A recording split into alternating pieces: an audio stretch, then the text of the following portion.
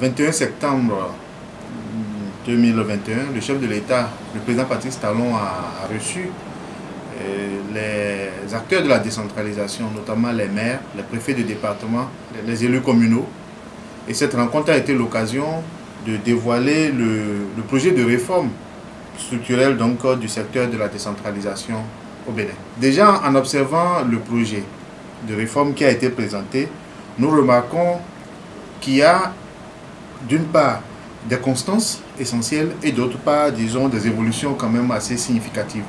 Au titre des constances que nous remarquons déjà dans le projet, en tout cas pour ce que nous avons vu déjà, c'est que les questions liées au domaine de compétences des communes sont maintenues, les questions liées à la cohérence entre les politiques nationales et les politiques locales sont également maintenues. La question de l'assistance conseil aux communes, donc l'assistance technique que l'État est appelé à apporter aux communes est également maintenue. Donc ce sont des constances essentielles qui sont en fait des balises même de la décentralisation qui ont été maintenues. Et ça, c'est vraiment quelque chose qui est à l'actif de cette réforme. Mais également, la réforme a fait intervenir des évolutions assez significatives qui sont quand même à saluer parce qu'elle s'inspire des grands modèles de décentralisation. Parce qu'il faut également dire la vérité que après près de 20 ans d'expérimentation de la décentralisation dans notre pays, le Bénin, il était important de pouvoir améliorer un peu ce système. Le système qui a vécu, nous avons expérimenté ici dans notre pays toutes les facettes des tests qui organisent la décentralisation, allant de la destitution des maires et à toute forme de difficultés vécues au niveau des conseils communaux, la politisation à outrance des conseils et des administrations communales, les blocages institutionnels au niveau des collectivités locales. Et tout cela, nous avons vécu cela dans notre chair, au niveau des collectivités. Et cela a entraîné même des fois le refus de développement au niveau de certaines communes. Et c'est en ça que les évolutions significatives qui sont dans le projet de réforme sont à saluer. Au titre des évolutions, nous pensons, nous voyons quand même qu'il y a un fil d'Ariane qui est important de préciser. Et ce fil d'Ariane repose sur 4 aspects qui sous-tendent vraiment les évolutions qui sont arrivées. Le premier aspect, c'est le réaménagement des organes. Ensuite, une redistribution des pouvoirs, un renforcement de la reddition des comptes et enfin un réaménagement des modalités d'exercice de la tutelle.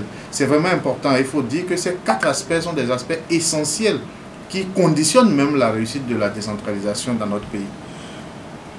À côté donc de ce fil d'Ariane des évolutions, il y a le fait qu'il y a une nouvelle catégorisation des communes. Nous passons désormais de 2 catégories, les anciennes communes ordinaires et les communes à statut particulier, à 3 catégories. Donc nous avons désormais les communes à statut particulier qui sont les anciennes communes à statut particulier auxquelles on a ajouté de nouvelles communes, notamment Abomey-Calavi. Et ça va de soi. Quand on voit un peu l'étendue de la commune d'Abomey-Calavi en termes géographiques, mais en termes de ressources humaines, de personnes qui y vivent, je crois qu'il était important que Calavi passe comme une ville à statut particulier.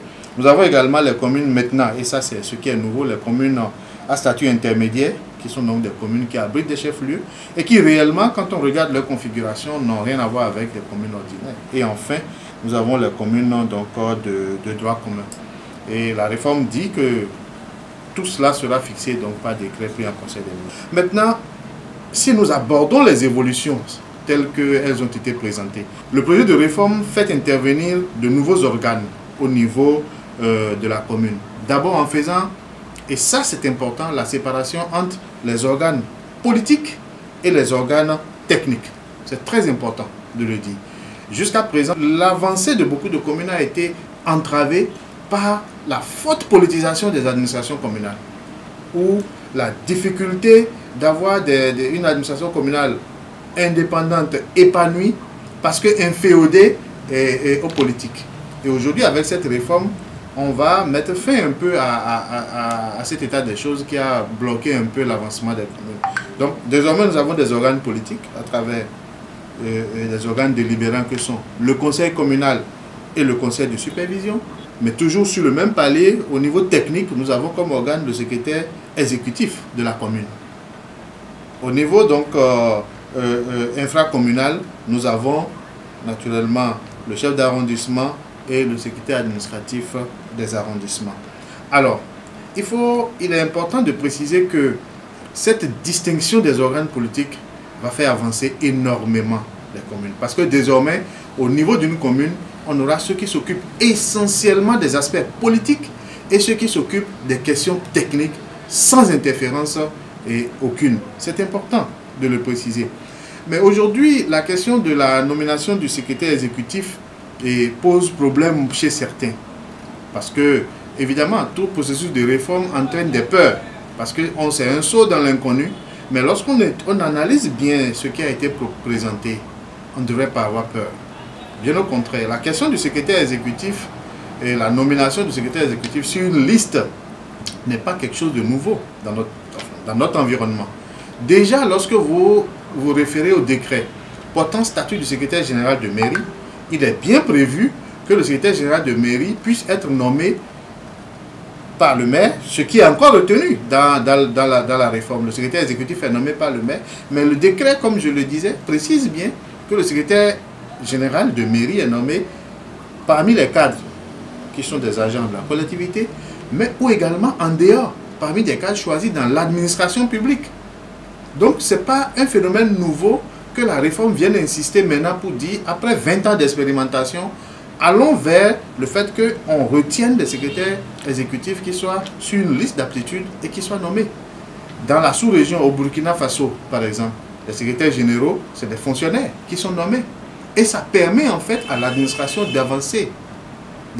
Vous savez, et nous savons, les déviances qu'il y a eu dans beaucoup de communes de notre pays du fait de secrétaires généraux fortement politisés, n'ayant pas la qualification requise pour gérer leur administration et qui s'occupaient plus des aspects politiques et qui ont conduit naturellement leur administration communale dans le décor. Et donc, pour remédier à cela, il faut aller vers un secrétaire exécutif qui soit nommé sur une liste d'aptitudes pour montrer, que c'est quelqu'un qui a la compétence requise, qui a la qualification requise pour conduire une administration et qui a les qualités nécessaires pour tenir une administration de développement. C'est indispensable, c'est important. S'agissant du rôle du secrétaire exécutif, qui fait également débat, où on dit il est exécutif, il est ordonnateur du budget de la commune et qui fait débat, ça ne devrait pas faire débat aussi. Ça ne devrait pas faire débat parce que le maire de la commune, qui est la première autorité politique de la commune, fait partie de la majorité au sein du conseil communal. Et c'est la majorité au sein du conseil communal qui détermine le budget de la commune. Donc cela veut dire quoi? Cela veut dire que déjà la vision politique du maire, la vision de développement du maire est bien déclinée dans le budget que la majorité déjà au niveau du conseil de supervision adopte et que la majorité du maire au niveau du conseil communal valide. Ça veut dire déjà que tout ce que le maire veut comme vision, comme stratégie est déjà validé au niveau du budget. Deuxième chose, le secrétaire exécutif, c'est vrai, il est l'ordonnateur, mais il n'a pas un pouvoir d'appréciation du budget.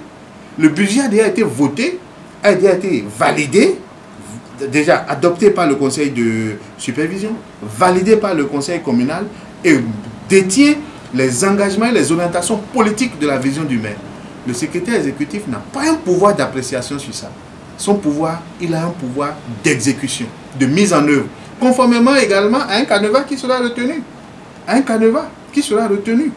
Donc, il n'y a pas de crainte à avoir que le secrétaire exécutif, s'il n'est pas du bord du maire, puisse bloquer ou pas. Non, parce qu'il n'a pas un pouvoir d'appréciation de l'exécution de ce qui a été retenu.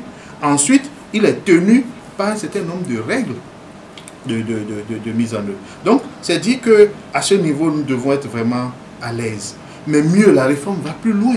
Aujourd'hui, quand on prend le secrétaire d'arrondissement également, qui est un cadre qui doit être nommé, avec un niveau de compétence, bac plus 3, c'est une réforme essentielle. Parce qu'aujourd'hui, nos arrondissements sombrent. Et quand vous regardez les attributions qui ont été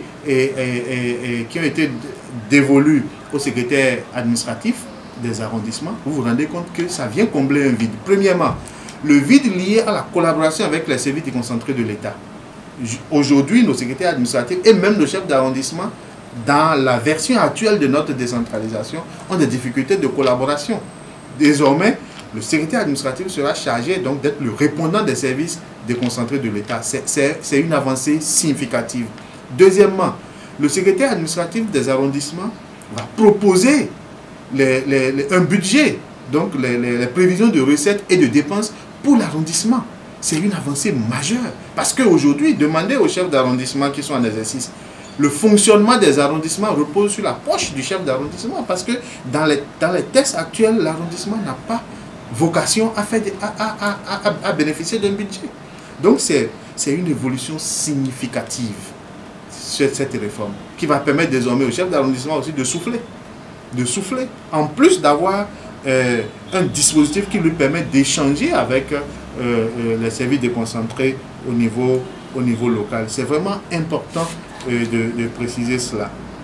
Alors, s'agissant toujours au titre des évolutions significatives, il faut retenir que la mise en place de plusieurs organes, que ce soit au niveau politique ou au niveau technique, répond également à une volonté de rendre notre administration beaucoup plus efficace. Nous devons pouvoir constater que le conseil communal, qui a été maintenant, à qui on a adjoint maintenant un conseil de supervision, cela ne doit pas être vu dans une forme de fragmentation des pouvoirs du conseil communal ou de fragilisation du conseil communal. Bien au contraire, lorsque vous prenez les attributions du conseil communal et les attributions du conseil de supervision, vous vous rendrez compte, à la vérité, que le conseil d'administration a maintenu d'une certaine manière ses attributions originelles. Qui vont depuis la définition de la politique de développement de la commune, l'adoption des outils de planification, le schéma directeur d'aménagement, le plan de développement communal et tout, l'adoption des projets et tout ça, et même la validation du budget. Donc, les fondamentaux de la décentralisation que la loi elle-même confère au conseil communal sont maintenus. Le conseil de supervision, on l'a créé parce qu'il vient en fait combler un vide. Il sert en définitive de conseil d'administration.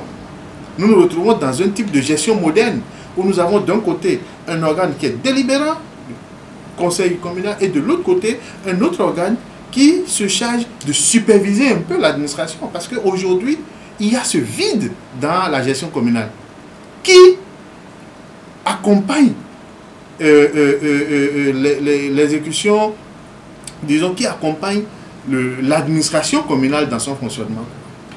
C'est ce vide-là qui est aujourd'hui comblé avec la mise en place du conseil de supervision. Et quand vous regardez un peu ses attributions, il adopte l'organigramme, il adopte le plan de travail annuel proposé par le secrétaire exécutif, contrôle la gestion du secrétaire exécutif, examine les rapports d'activité du secrétaire exécutif, etc., etc., pour la grille de rémunération du personnel et autres.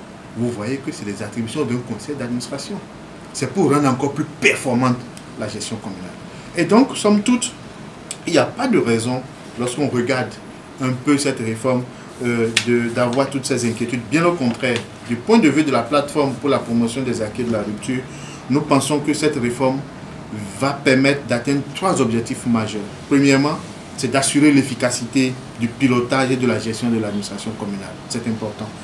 Ensuite, de réduire les interférences politiques dans la gestion administrative des ressources communales.